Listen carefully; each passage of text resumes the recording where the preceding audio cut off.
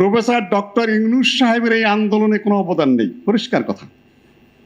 ওনাকে এনে বসানো হয়েছে, ওনাকে সম্মান রক্ষার জন্য আন্তর্জাতিক মান ইজ্জত সবাই মেনে নিয়েছে। অন্তর্বর্তী একটি সরকার ছিল, তাদের সৃষ্টি ইতিহাসকে অস্বীকার করা যাবে না,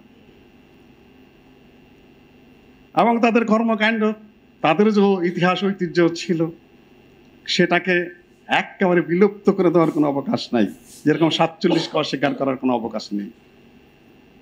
কিন্তু এদেশের মাটি এবং মানুষের মধ্যে একটা বিষয় রয়েছে, তারা জুলুম সহ্য করে না, কখনোই না, ধারাবাহিকভাবে কাউকে টিকতে দিতে চায় না। স্বাভাবিক নির্বাচন হলেও একটি সরকার 5 বছরের বেশি থাকতে পারে না। পরবর্তী নির্বাচনে জনগণ পরিবর্তন করে স্বাভাবিক ভোটের মাধ্যমে। স্বাভাবিক ভোটের মাধ্যমে এই দেশে কোনো সরকার একটানা দ্বিতীয়বার আসতে পারে নাই। সম্মানিত সাংবাদিক বন্ধুগণ, যখনই অতিরিক্ত সময় থাকতে গেছে তখনই ধূমায়িত হয়েছে। আর অতিরিক্ত সময় থাকতে গেলেই এটা একটা স্বাভাবিক পদ্ধতি, অত্যাচার করতে হবে, দমন করতে হবে, পীড়ন করতে হবে, ভয় দেখাতে হবে, জেলে ঢুকাতে হবে, ফাঁসি দিতে হবে, এছাড়া টিকে থাকার কোনো পথ নাই। আর এটা কোনো পদ্ধতি নয়, গণতান্ত্রিক পদ্ধতি নয়। রাজনৈতিকবিদরা বলে থাকেন যে বর্তমান যুগে ন্যূনতম কল্যাণকর পদ্ধতি হলো গণতান্ত্রিক পদ্ধতি। সমালোচনা আছে প্রচুর, সমাজতন্ত্র নিয়ে আছে, গণতন্ত্র নিয়ে আছে, রাজতন্ত্র নিয়ে আছে, বিশ্বের সব কিছু নিয়ে সমালোচনা আছে।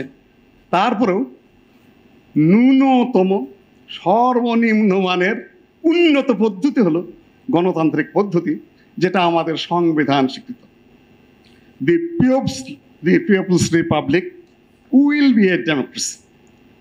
আমাদের বাংলাদেশটাই ডেমোক্রেসি, এভাবেই সংবিধান লেখা আছে। আমি প্রথম বুঝিনি যে আর অর্থ কি, দেশ ডেমোক্রেসি, আর অর্থ কি, এভাবেই আছে। ইংরেজিটা আমরা দেখে নেব, আপনারা পড়েছেন, আমার চেয়ে বেশি জানার কথা সেটা।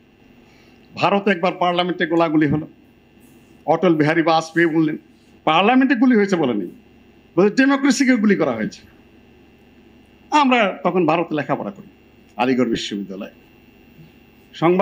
সম্মানিত সাংবাদিক বন্ধুগণ, একটা পট পরিবর্তন হয়েছে, তারপর একটি সরকারের পতন হয়েছে, দীর্ঘদিন অন্তর্বর্তীকালীন সরকার সেখানে অবস্থিত রয়েছেন। 1 বছর চলে গেছে, জুলাই সনদ নিয়ে অনেক কথাবার্তা হচ্ছে, সেটা ঐতিহাসিক আলোচনার বিষয়, গবেষণার বিষয়, সামনে অনেক হিসাব কিতাবের বিষয়, প্রাথমিকভাবে কি হবে না হবে সেটা পিছাতে পিছাতে এই পর্যন্ত এসেছে। হলে ভালো, কিন্তু সেটা কতটুকু তার ভাষা, তার শব্দ, তার বাক্য, তার গভীরতা, তার ভারিক্কি ইত্যাদি কোন ধরনের হবে সেটা আমরা যথাযথভাবে পেশ করলে সেটা আমরা উপলব্ধি করতে পারব। এ পর্যন্ত অন্তর্বর্তীকালীন সরকার কি করেছেন? প্রফেসর ডক্টর ইউনূস সাহেবের এই আন্দোলনে কোনো অবদান নেই, পরিষ্কার কথা। ওনাকে এনে বসানো হয়েছে, ওনাকে সম্মান রক্ষার জন্য আন্তর্জাতিক মান ইজ্জত সবাই মেনে নিয়েছে অন্তর্বর্তী সময়ে। কিন্তু আমাদের সমালোচনা রয়েছে, উপদেষ্টা পরিষদের অধিকাংশই অযোগ্য, অর্ধেকের বেশি অক্ষম, এবং তাদের প্র্যাকটিক্যাল ফিল্ডে কোনো যোগ্যতা নেই। কিন্তু আমরা সম্মান করে চলেছি, এবং সম্মান করা আমাদের কর্তব্য ছিল। কেন, একটা গণতান্ত্রিক দেশে নির্বাচন পর্যন্ত পৌঁছতে হবে।